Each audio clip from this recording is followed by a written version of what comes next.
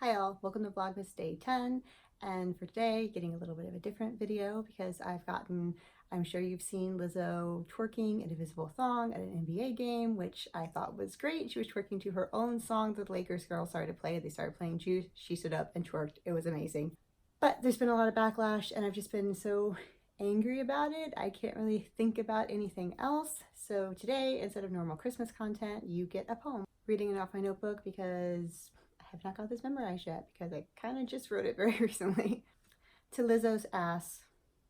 Hang it in the Louvre, as long as it wasn't painted by a woman, especially not by a black woman, especially not by a fat black woman who paints her own body and names it art without asking your permission. The first time my queer, closeted eye saw a woman's glistening, almost bare body, she was dancing in strategic spandex on a basketball court, flexing and stretching her taut skin in beat to a man's name. I could not look her in the eye. I knew her sweat wasn't for me or her, knew it was for the men on the court, the men in the stands, the boys beside them who would be men one day, because what says bring your children like a woman offering herself to praise you? When Lizzo stood, it was as if her own song had summoned her, as if she had written the prayer to her own divinity, as if her juice had anointed all the women holy, shining as they ride to a chant finally sacred enough for a woman's temple.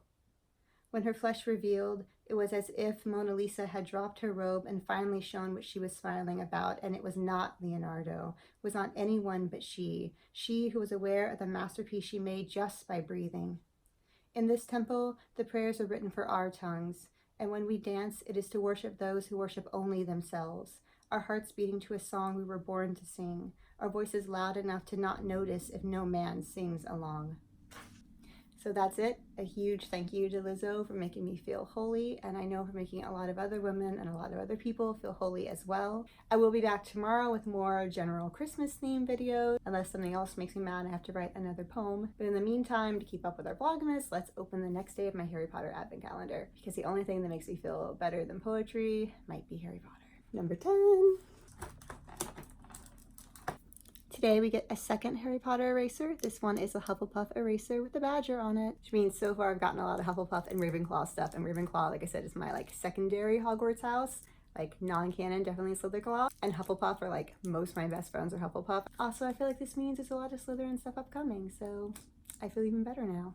All right, that's it. Thank you so much for listening. Thank you so much for spending Vlogmas with me so far. I can't wait to spend the rest of the month with you, and I can't wait to share more poetry with you in the future as well. Until tomorrow, be merry, be happy, and be the badass that Lizzo says you are.